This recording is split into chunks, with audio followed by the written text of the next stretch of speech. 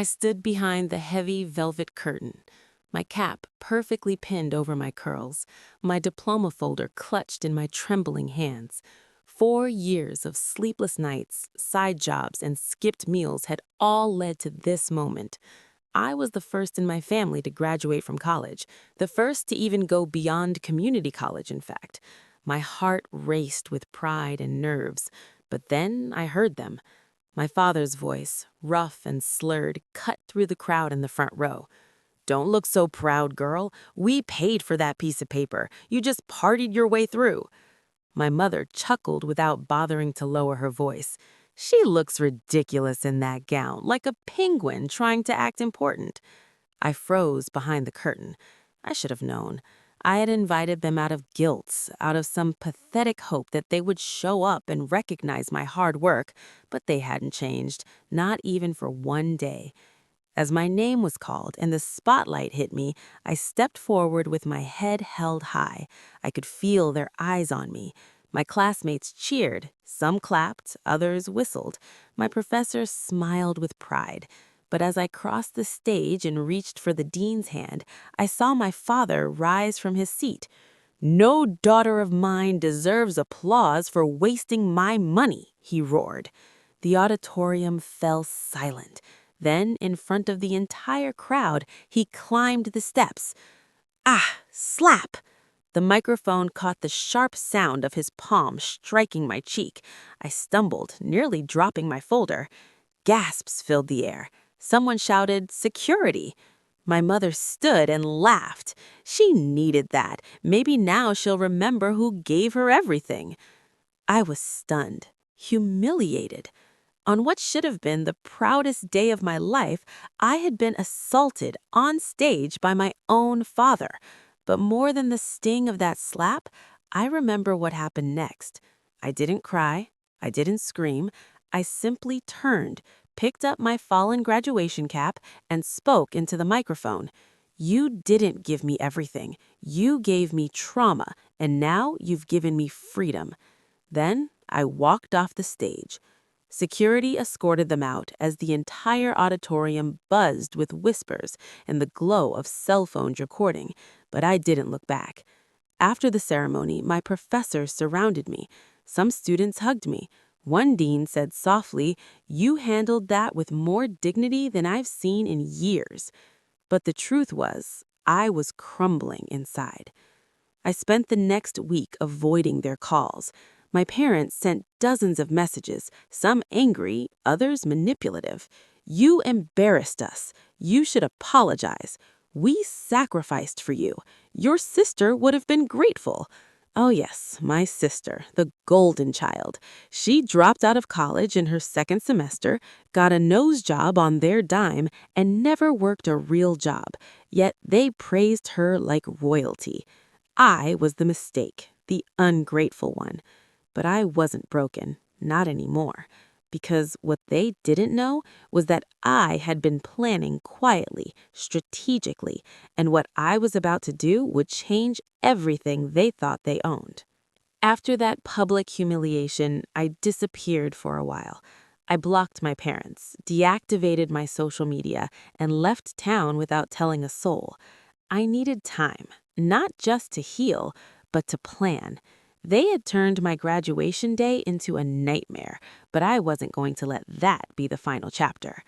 I moved in with my college roommate, Hannah, whose family had treated me more like a daughter than my own ever had.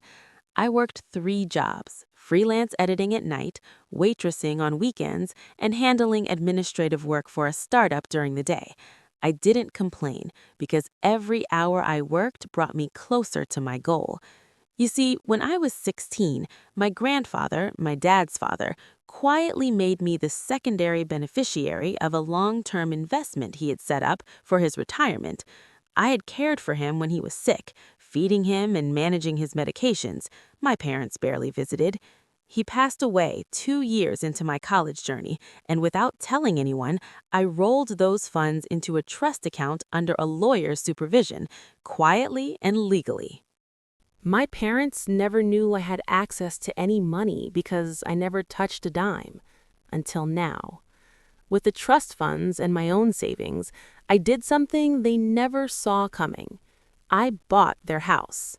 They had no idea it was in pre-foreclosure. My father hadn't paid the property taxes in over a year, too busy gambling. My mother was still spending on spa days and covering my sister's endless rent and car payments. The house went to auction. I placed the highest bid through a proxy, and just like that, the home they constantly reminded me I'd never be good enough to inherit belonged to me. A week later, I had the locks changed. When my parents returned from a weekend spa getaway, one they hadn't even paid for, they stood outside their own front door, trying every key they owned. I watched from my parked car across the street. My mother was screaming into her phone. My father was pounding on the door. Then I stepped out. "You might want to stop doing that," I said calmly. "It's considered trespassing now." My mother's mouth fell open. My father's fists curled. "What the hell is this?" he barked. "I own this house," I said, holding up the deed, "and starting today, you don't." "You ungrateful brat! After everything we gave you?" "You mean after everything you stole," I shot back, "like dignity, support, and peace of mind? You mocked me, beat me in public, and still thought I'd hand you my life on a silver platter? You can't do this," my father roared. "We raised you." "No," I said, "you raised your hands at me repeatedly, and now I've raised my credit score, my income, and your mortgage payments, so get off my property." They stood there, stunned. My mother burst into tears. My father's face turned purple. And just when I thought they would walk away, they played one last card. "Well then," my mother hissed, "I hope you enjoy paying our pensions since they're tied to the house." "Wrong," I said with a faint smile. "Actually, about those pensions. Back when I acquired the house, I discovered their retirement account was partially funded through the home's equity. When I bought it, I legally froze that equity account and redirected it into a family trust controlled by me. A clause in my grandfather's paperwork allowed the secondary beneficiary to transfer management in cases of family dispute or abuse. All I had to do was file evidence of the graduation incident, which I did, submitting 3 high-quality videos to the court. Now, their pension withdrawals were blocked until a new trustee was approved, and since I had power of attorney over my grandfather's trust, "Let's just say," I whispered, "you'll need to start applying for jobs, maybe as janitors at my old school. I hear they're hiring." They stood in the yard, their faces drained of color. For the first time in my life, they were the ones who were powerless. I turned away. "Have a nice life," I said, unlocking the door, "and tell my sister the same. She just lost her rent sponsor, too." Then I closed the door. Behind me, silence. In front of me, peace. I wish I could say they walked away quietly, their heads hung in shame, but people like my parents don't know humility. For the next few weeks, I received angry voicemails, venom-filled texts, and even awkward messages from distant relatives calling me cruel and dramatic. They didn't know the full story. They never do. But I wasn't in the business of explaining myself anymore. What I did next wasn't about vengeance, it was about healing what they had broken in me. First, I renovated the house, not to live in it, but to transform it into something meaningful. I turned my childhood bedroom into a small office. The living room became a counseling space.